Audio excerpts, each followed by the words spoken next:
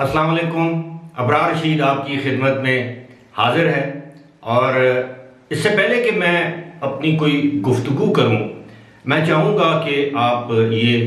छोटे छोटे 2 video clips हैं, ये मुशीर इत्तलात पंजाब फिरदौस आशिक अवान साहिबा के, आप ये क्लिप देखिए, फिर उसके बाद मैं इस पर कुछ तबसरा करने की कोशिश करूँगा। ड्यूटी है, आपके स्टाफ की ड्यूटी है कि जितना 3rd क्लास फूड है यहाँ से उठवाएं। आपकी परमिट वाली शॉप के लिए ना फेयर प्राइस मैं ये भी गवर्नमेंट ने लगाया ना, इस पे ये लोगों के लुटेरों के हाथों लोगों को छोड़ दूं कि गवर्नमेंट यहाँ पे भी जवाब दे। तो आपका फर्ज है, आप तनख्वाह इस चीज की लेती हैं, मैं तनख्वाह इस चीज की नहीं लेती हूँ, आप लेती हैं कि यहाँ देखें क्या गलत हो रहा है। तो मैडम उसको आराम से बात की जा सकती है। आप तो राश सबके लिए है, आपके लिए आप कोई आसमान से उतरी हुई है? बिल्कुल आसमान से नहीं उतरी हुई, बाकियों के लिए राश नहीं है, आपको पैदा जान अजीज है, सबकी जान एक जैसी इम्पोर्टेंट है। आपकी हरकतें ही नहीं है ऐसी वाली, जिस वगैरह ने आपको लगाया उससे पूछते हैं, ये तरीका कारी नहीं है तुम्हारा, तुम VIP। आपने देखा है अभी इनकी कारकर्दगी पे, क्या कहेंगी आप? देखिए, पहली बात तो ये है कि मैं अब तक कोई तकरीबन दर्जनों रमज़ान बाज़ार चेक कर रही हूँ। सबसे बुरा बदतरीन हालात और इंतज़ामिया की नाअहली से जुड़ा ये बाज़ार हमारे अपने शहर का है, और ये इस बात की अक्कासी करता है कि यहाँ की इंतज़ामिया जो है उसे आवाम की नहीं अपनी फ़िक्र है। जब आप अपनी फ़िक्र करते हैं, AC वाली गाड़ियों से नहीं निकलते हैं, AC वाले कमरों में विराजमान रहते हैं क्योंकि आपको रोज़ा ज़्यादा लगता है, तो आवाम के साथ जुड़े जो मसाइल हैं वो हल नहीं होते। तो जो यहाँ की इंतज़ामिया है उसकी सारी रिपोर्ट चीफ मिनिस्टर को मैं खुद दूँगी, और इस बाज़ार की कारकर्दगी के हवाले से भी उनको अपडेट दूँगी कि किस तरह ज़िला सियालकोट के अंदर आवाम जो है आपकी इंतज़ामिया की नाअहली की कीमत अदा कर रहे हैं, और किस तरह जो है वो हमारी यहाँ की AC, क्योंकि मुझे यकीन है कि DC के नोटिस में ये नहीं होगा, लेकिन DC को भी ये देखना चाहिए कि अगर उसकी AC आके उसको सब अच्छा की रिपोर्ट देती है तो वो झूठ बोल रही है।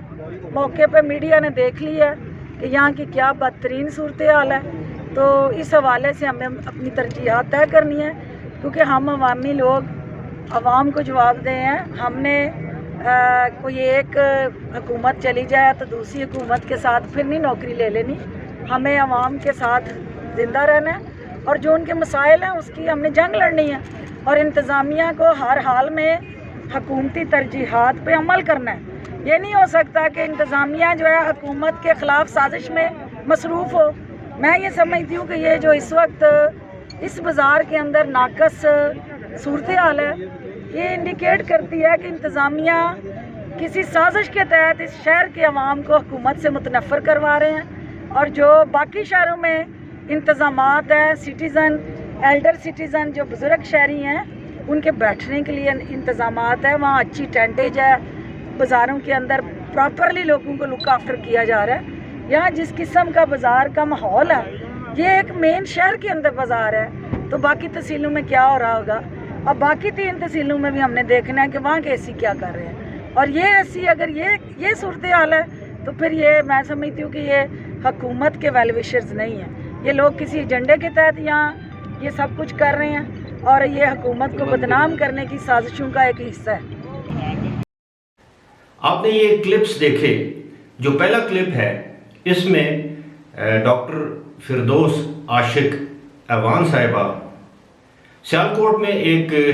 रमज़ान बाज़ार का दौरा करते हुए वहाँ पर तैनात एक असिस्टेंट कमिश्नर सोनिया सदफ उन पर बरस रही हैं, शायद उनकी इंतज़ामी सलाहियतों से या इंतज़ामी जो उनकी जो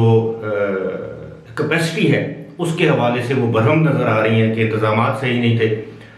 उसके बाद वाले क्लिप में वो बता रही हैं, एतराफ़ कर रही हैं कि पंजाब की हुकूमत जो है वो रमज़ान बाज़ार में लोगों को सस्ती अशिया देने या अच्छे इंतज़ामात करने में नाकाम हो चुकी हैं, और साथ में ये भी कहती है कि शायद ये इंतज़ामी अफसरान जो हैं وہ حکومت کے خلاف کسی ایجنڈے پر کام کر رہے ہیں جس سے حکومت کی بدنامی ہوتی ہے۔ بالفاظ دیگر انہوں نے ایک قسم کا اعتراف کیا کہ حکومت رمضان کے مہینے میں رمضان بازاروں میں بھی مہنگائی پر قابو پانے میں ناکام ہو چکی ہے، یا وہاں پر جو انتظامات ہیں وہ ناقص ہیں، جو افسران ہیں وہ ایئر کنڈیشن گھروں میں بیٹھے رہتے ہیں، انتظامات کے لیے نہیں آتے۔ اب اس کے بعد جو صورتحال ہوئی وہ یہ کہ پنجاب کے چیف سیکرٹری جواد رفیق ملک نے اس کا بڑا سخت نوٹس لیا اور انہوں نے اپنے انتظامی افسران کی حمایت کی اور ڈاکٹر فردوس عاشق اعوان کے رویے کی مذمت کی۔ پنجاب کے چیف سیکرٹری نے کہا کہ اس گرمی اور روزے کی حالت میں ان کے افسران جو ہیں وہ عوام کی خدمت کے لیے سڑکوں پر موجود ہیں، بازاروں میں موجود ہیں، بجائے اس کے کہ ان کی حوصلہ افزائی کی جائے، ان کی سر عام تذلیل کی جا رہی ہے، اس کو وہ برداشت نہیں کر سکتے اور اس کی وہ شکایت اعلیٰ حکام تک پہنچائیں گے۔ ڈاکٹر فردوس عاشق اعوان صاحبہ جو ہیں وہ اپنے اسی قسم کے رویے کی وجہ سے کافی زیادہ شہرت رکھتی ہیں، بلکہ میں تو یہ کہوں گا کہ بدنام ہیں کہ وہ اکثر ٹی وی ٹاک شوز میں لوز باتیں کر دیتی ہیں، لوز ٹاک کر دیتی ہیں، اخلاق سے گری ہوئی زبان استعمال کرتی ہیں، اور اس پر ان کو فخر ہے، اور شاید ان کی پنجاب میں بطور مشیر اطلاعات تعیناتی بھی اسی وجہ سے کی گئی کہ وہ سخت لہجے اور بعض اوقات نازیبا زبان الفاظ کرنے کے لیے اپنا ثانی نہیں رکھتی، باوجود اس کے کہ وہ خود ایک خاتون ہیں۔ اب میں جو ہے وہ انتظامی معاملات کی بات نہیں کرتا، لیکن میرا اپنا ذاتی جو خیال ہے وہ یہ ہے کہ کسی بھی پبلک ریپرزینٹیٹیو کو یہ اختیار نہیں دیا جا سکتا کہ وہ ریاست پاکستان، آپ دیکھیے یہ جو افسران ہوتے ہیں، انتظامی افسران ہوتے ہیں، یہ کسی حکومت کے افسران نہیں ہوتے، یہ ریاست پاکستان کے ملازم ہوتے ہیں، ان کو سول سرونٹ کہا جاتا ہے کہ یہ عوام کے خدمت گار ہوتے ہیں، اور یہ بڑا پڑھ لکھ کے سی ایس ایس کر کے آگے آتے ہیں، یہ قابل عزت لوگ ہوتے ہیں۔ اگر ان سے کوئی غلطی کوتاہی ہو جائے تو آپ ان کو، یعنی کوئی عوامی نمائندہ، اور فردوس عاشق اعوان تو عوامی نمائندہ ہے بھی نہیں،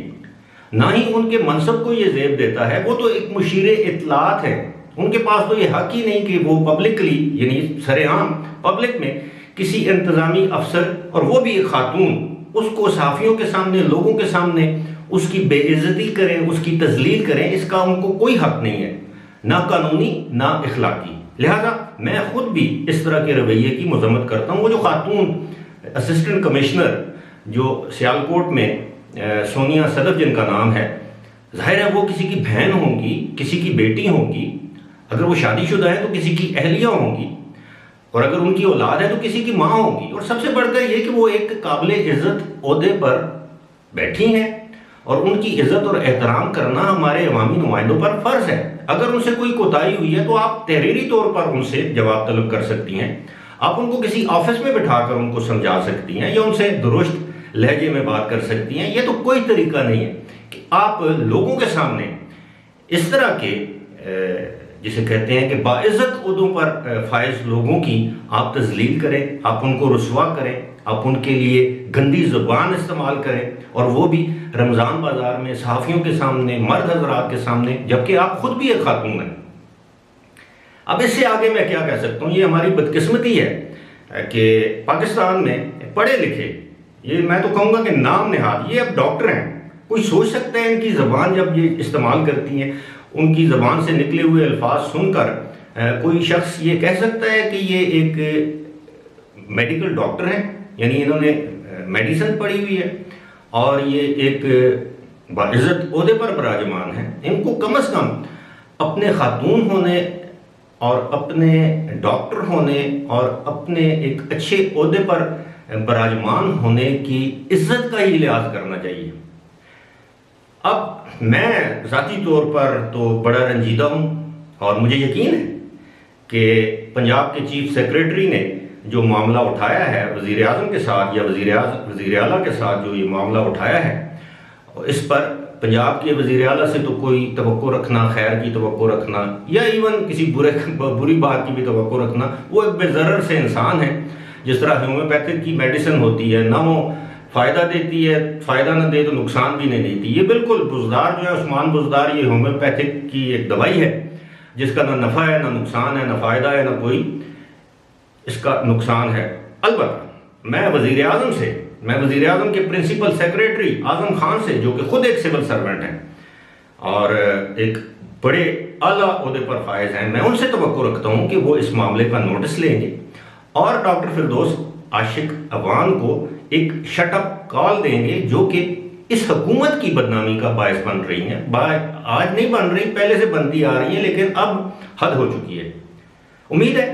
آپ اس ویڈیو پر اپنے کامنٹ سے ضرور آگاہ کریں گے. فی الحال مجھے دیجیے اجازت. خدا حافظ.